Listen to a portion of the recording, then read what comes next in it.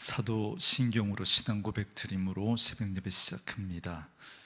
전능하사 천지를 만드신 하나님 아버지를 내가 믿사오며 그 외아들 우리 주 예수 그리스도를 믿사오니 이는 성령으로 잉태하사 동정녀 마리아에게 나시고 본디오 빌라도에게 고난을 받으사 십자가에 못 박혀 죽으시고 장사한 지 사흘 만에 죽은 자 가운데서 다시 살아나시며 하늘에 오르사 전능하신 하나님 우편에 앉아 계시다가 저리로서 산자와 죽은 자를 심판하러 오시리라.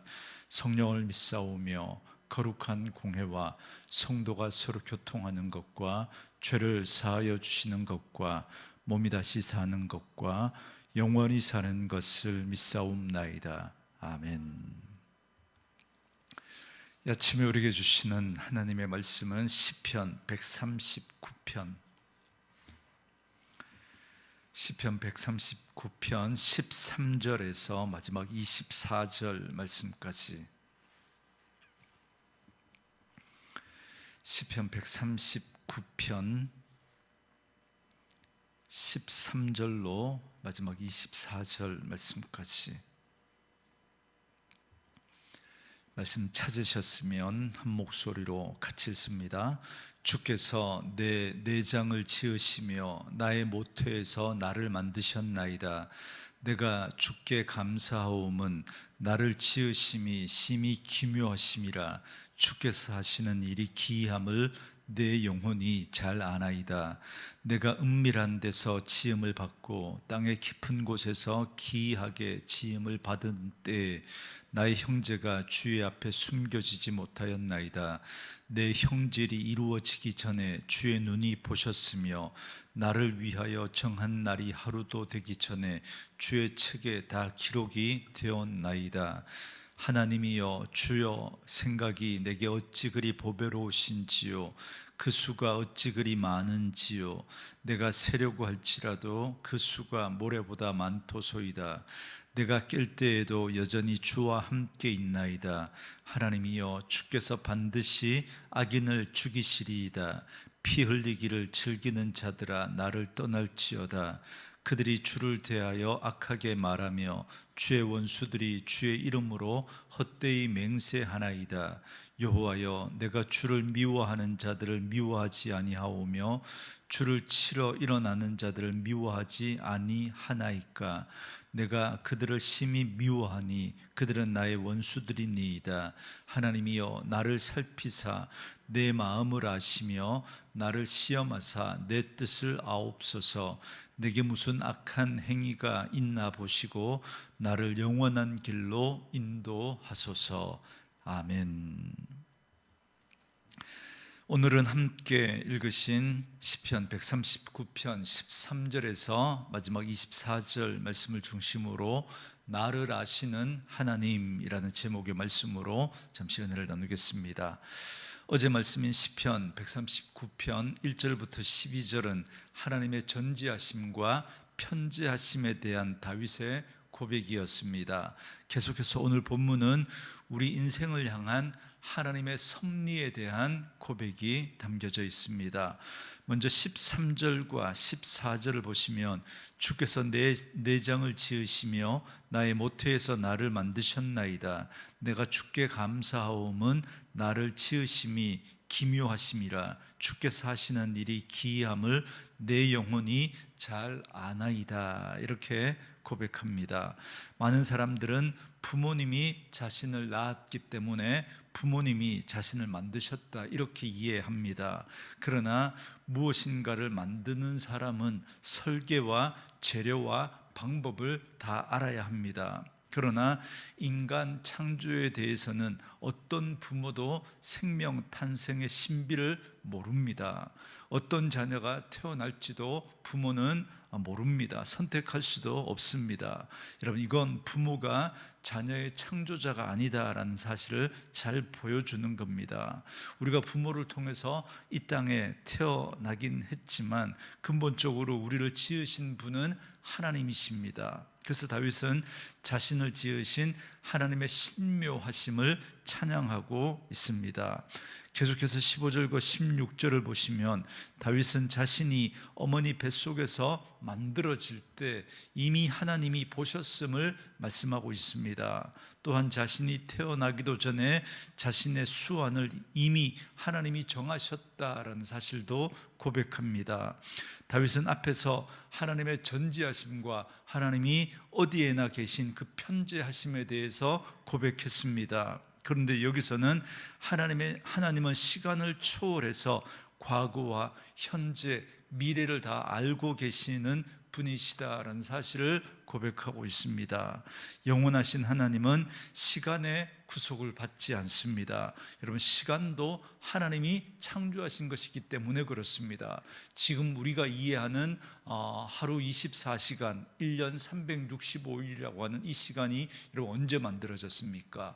1월 성신, 하늘의 해와 달과 별을 만드신 그때 여러분 그 시간의 개념이 만들어진 겁니다. 그래서 하나님은 모든 시간을 초월하시며 그 시간의 처음과 끝을 정해 놓으셨습니다. 다윗은 그런 하나님의 영원성을 묵상하며 자신의 출생과 자신의 죽음이 모두 시간의 주인이신 하나님 앞에 놓여 있음을 그는 겸손히 고백하고 있는 것입니다. 계속해서 17절과 18절을 보시면 하나님이여 주의 생각이 내게 어찌 그리 보배로우신지요 그 수가 어찌 그리 많은지요 내가 세려고 할지라도 그 수가 모래보다 많도소이다 내가 깰 때에도 여전히 주와 함께 있나이다 이렇게 고백합니다. 다윗은 하나님의 계획하심이 너무나 고귀할 뿐만 아니라 그 계획하심의 다양한 길이 너무 많아서 감히 측량할 수 없는 수준임을 고백하고 있습니다. 하나님의 고귀한 생각을 세어보려고 해도 마치 모래알을 세는 것보다 더 많아서 불가능하다라고 고백합니다. 여러분, 이는 마치 바둑에 막 입문한 사람이 이세돌과 같은 프로 바둑 기사와 대국을 펼치는 것과 같다 그렇게 말할 수 있습니다. 여러분, 처음 바둑을 배우면 여러분 어디에만 마음을 씁니까? 어떻게 해서 이렇게 집을 만들어서 이렇게 아다리 쳐서 하나를 따먹을까 이제 그렇게 생각을 하는데 여러분 프로 바둑 기사는 그죠?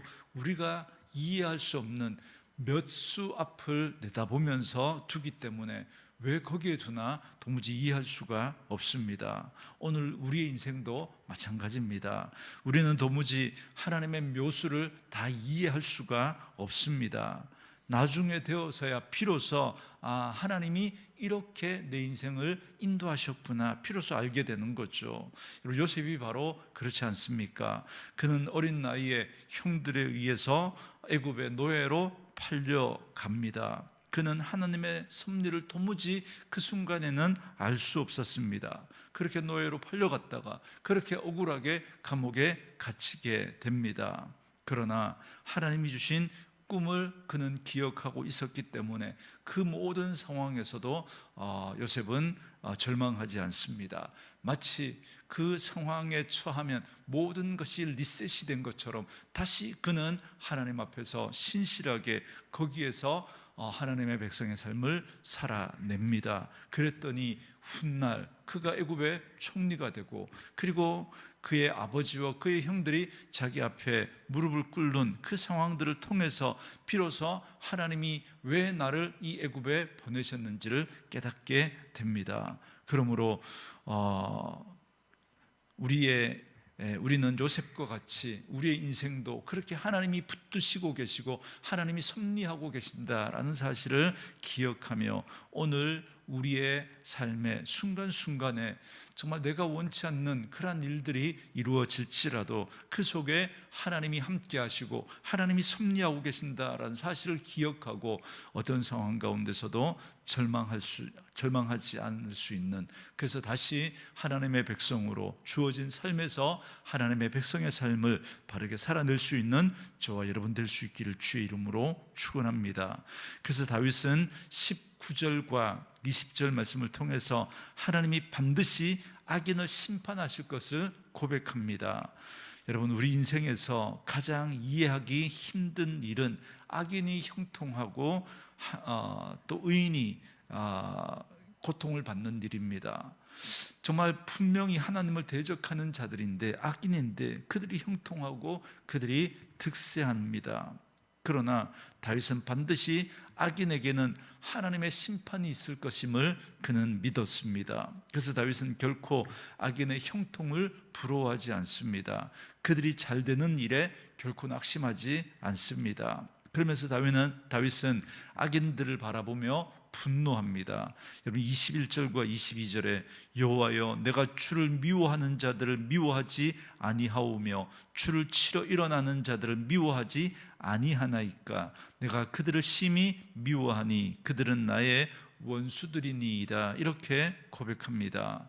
골리앗이 이스라엘을 조롱하고 하나님을 조롱할 때 이스라엘의 왕과 군대는 침묵했습니다. 그러나 다윗은 그를 향하여 의분을 일으키지 않았습니까? 그것은 자신이 조롱을 당했기 때문이 아니라 내가 믿는 그 만군의 여호와 하나님이 조롱을 받고 그 하나님의 백성들이 조롱받는 그 일들 때문에 다윗이 참을 수가 없었던 것입니다.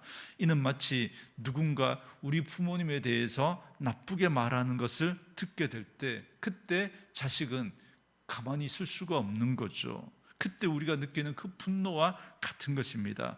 다윗은 부모 이상으로 하나님을 사랑하고 그 하나님을 믿었기에 그는 가만히 있을 수가 없는 거예요. 그때 다윗은 그 하나님의 원수를 곧 나의 원수로 여겼던 겁니다. 그런데 많은 사람들은 이와 반대 생각을 합니다.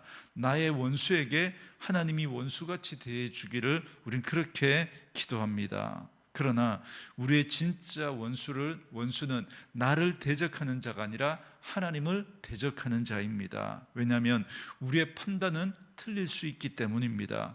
우리는 편견과 감정에 치우쳐 판단을 내리지만 하나님의 판단은 언제나 의롭기 때문입니다. 그래서 링컨 대통령의 그런 기도처럼 하나님이 내 편이 되어 주십시오라고 기도할 것이 아니라 하나님, 제가 하나님의 편에 서게 해 주십시오라고 기도해야 합니다. 그것이 우리가 늘 옳은 편, 진리의 편에 설 수 있는 방법입니다. 우리는 내 어떤 감정에 치우쳐서 내가 나쁘게 생각하는 사람을 악인으로 규정하고 우리는 그렇게 기도하지만, 그러나 정말 내가 하나님의 편인가 우리 다시 한번 물어볼 수 있어야 합니다. 그리고 그 하나님의 편에 우리가 설 때 여러분 우리는 늘 진리의 편에 설 수가 있습니다. 그래서 다윗은 하나님이 내 원수를 대적해 주시기를 요청한 것이 아니라 하나님의 원수를 자신의 원수로 여기고 하나님을 미워하는 자들을 미워했습니다. 마지막 23절과 24절 말씀인데요, 하나님이여 나를 살피사 내 마음을 아시며 나를 시험하사 내 뜻을 아옵소서. 내게 무슨 악한 행위가 있나 보시고 나를 영원한 길로 인도하소서. 이렇게 기도합니다. 하나님께 내 마음과 뜻을 살펴달라라고 이렇게 여러분 기도할 수 있다라는 건 여러분 자신이 그만큼 진실한 마음으로 하나님 앞에 있음을 그는 고백하고 있는 것입니다. 지금 다윗은 자신의 개인의 욕망을 위해서 원수를 무찔러 달라고 기도하는 것이 아니라 오직 하나님의 원수들에 대하여 하나님의 편에서 간구하고 있음을 고백하고 있는 것입니다. 그래서 다윗은 자신을 죽이려고 혈안이 된 사울을 2번이나 그렇게 살려주지 않았습니까? 왜냐하면 사울은 하나님이 기름 부어 세우신 왕을 해할 수 없다라고 하는 하나님의 원칙을 그가 붙들었기 때문입니다. 비록 사울이 자신을 대적하였고 자신을 원수처럼 대했지만 그러나 다윗은 그를 원수처럼 대하지 않았습니다. 사울을 왕으로 세우신 하나님의 주권을 그가 인정하기 때문에 하나님의 섭리를 그가 인정했기 때문인 거죠. 그래서 다윗은 하나님의 편에 서고자 사울을 원수처럼 대하지 않았습니다. 그런 자신의 순전한 마음을 살펴달라고 하나님 앞에 고백하고 있는 것입니다. 마지막으로 다윗은 나를 영원한 길로 인도하소서라는 고백으로 오늘 시를 마무리하고 있습니다. 이는 악인의 길이 아닌 하나님의 길로 인도해 달라는 간절한 기도입니다. 여러분, 악인의 길은 결국은 멸망입니다. 그러나 하나님의 길은 영원한 길입니다. 그러므로 다윗은 오늘 말씀을 통해서 우리 인생이 하나님의 계획과 섭리와 주권 아래에 있고 그 하나님의 뜻을 따라 이 땅에 왔으며 그 뜻을 따라 사는 것이 가장 복된 길임을 고백합니다. 그 길이 영원한 생명의 길이기 때문입니다. 그래서 다윗은 악인의 길로 가지 않기를 기도합니다. 어떠한 어려움과 절망 속에서도 하나님의 편에 서서 하나님을 온전히 신뢰하는 길을 걷기를 원하는 것입니다. 그것이 바로 다윗이 일평생 하나님 앞에 믿음의 사람으로 하나님의 마음에 합한 자의 삶을 살아갈 수 있었던 비결입니다. 오늘 우리의 삶도 마찬가지입니다. 때로는 억울하고 두렵고 견디기 힘든 상황이 펼쳐질 수 있지만 그럼에도 불구하고 내 모든 것을 아시고 그 모든 것을 초월하시고 나를 향한 하나님의 선한 계획과 그 뜻을 이루어 가시는 하나님에 대한 그 믿음으로 굳게 서서 내 감정대로 일희일비하고 내 감정대로 그렇게 사람들을 대하는 것이 아니라 늘 하나님의 편에 서서 진리의 길, 생명의 길, 복된 길로 나아가는 그런 저와 여러분 되어줄 수 있기를 주의 이름으로 축원합니다. 우리 주신 말씀 묵상하시면서 이 찬양 함께 들으시며 기도하는 시간 갖겠습니다.